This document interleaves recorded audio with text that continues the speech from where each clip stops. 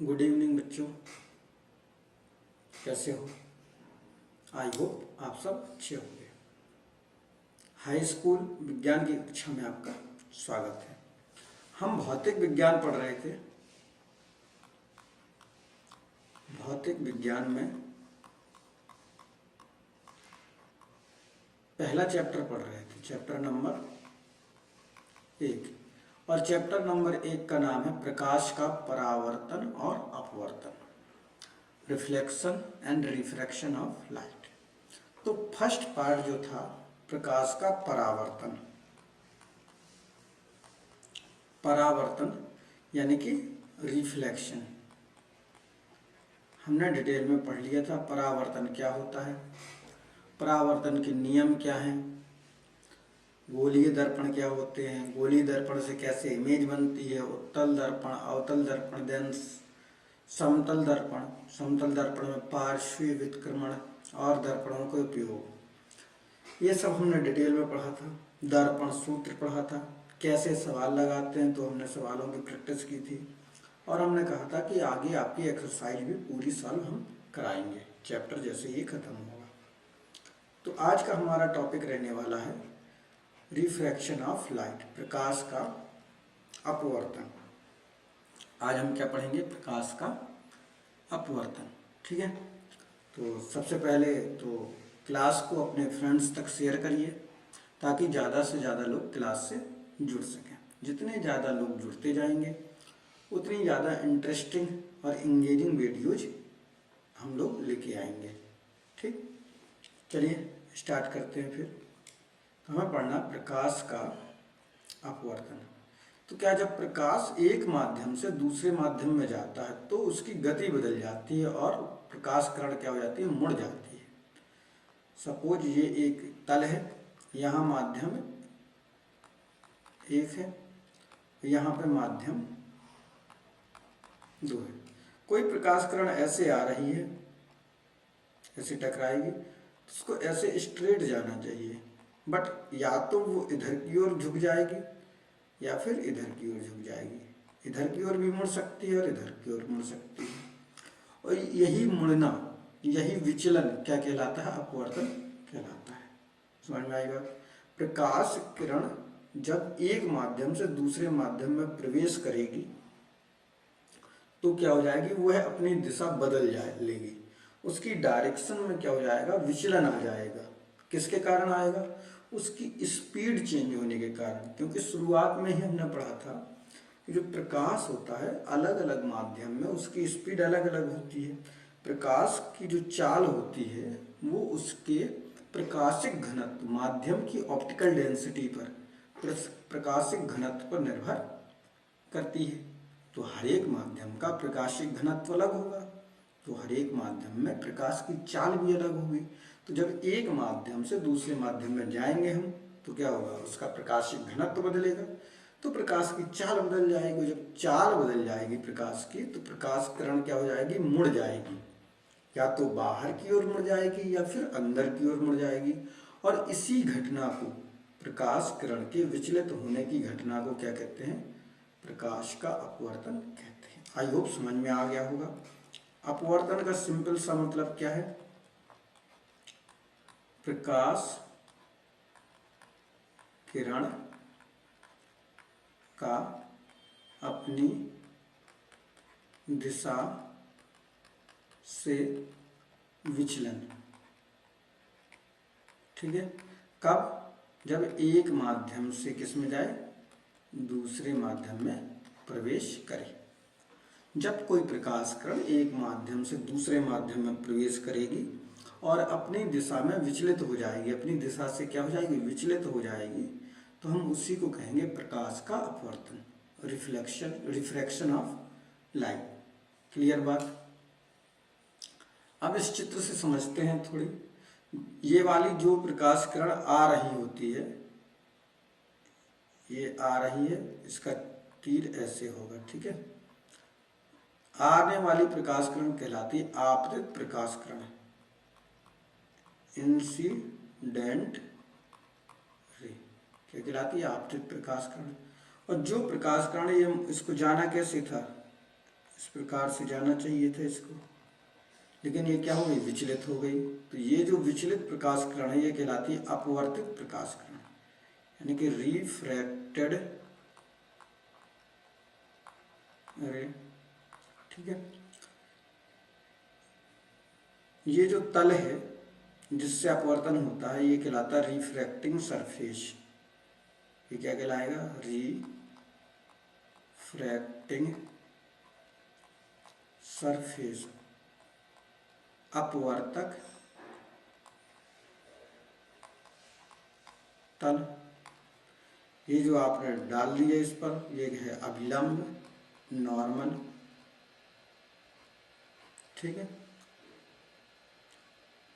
ये जो बिंदु है जहां पर अपवर्तन हो रहा है ये कहलाएगा आपतन बिंदु, आपतन बिंदु, point of incidence, point of incidence.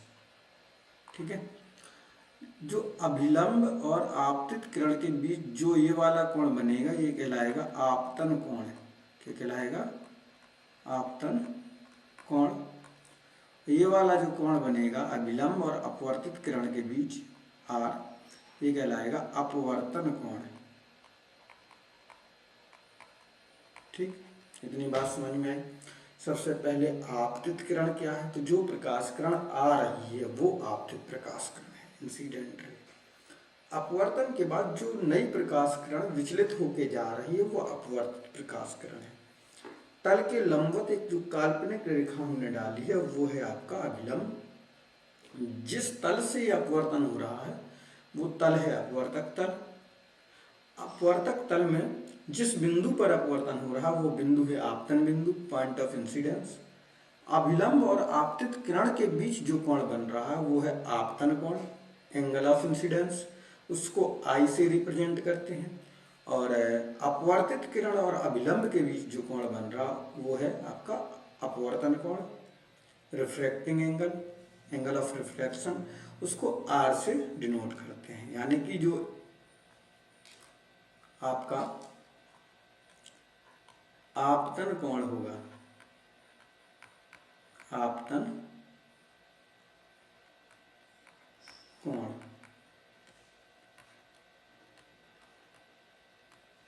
उसको काहे से लिखेंगे, उसको लिखते हैं आई से। जो आपका अपवर्तन कोण होगा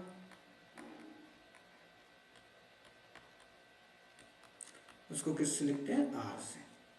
क्लियर बात, इतनी बात समझ में आ गई होगी। तो अपवर्तन क्या है ये हमने समझ लिया कि प्रकाश किरण एक माध्यम से दूसरे माध्यम में प्रवेश करे और अपनी दिशा से क्या हो जाए, विचलित हो जाए, तो हम उसको कहेंगे कि अपवर्तन हो रहा है। ठीक है, आपको अपवर्तन होता क्यों है, तो अपवर्तन इसलिए होता है क्योंकि जब प्रकाश एक माध्यम से दूसरे माध्यम में जाता है तो उसकी गति बदल जाती है, उसकी चाल बदल जाती है। क्या बदल जाती है, चाल बदल जाती है। हमने बताया था जो प्रकाश की चाल है, प्रकाश की चाल किस पर निर्भर करती है, माध्यम के प्रकाशिक घनत्व पर। किस पर निर्भर करती है, माध्यम के प्रकाशिक घनत्व पर।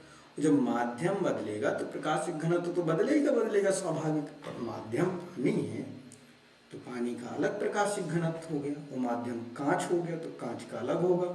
तो जब प्रकाशिक घनत्व बदला तो प्रकाश की चाल भी बदल गई। जब चाल बदल गई तो क्या हो गया, चाल बदल गई तो क्या हो जाएगा, प्रकाश किरण मुड़ जाएगी, और मुड़ जाएगी तो क्या हो जाएगा, अपवर्तन हो जाएगा।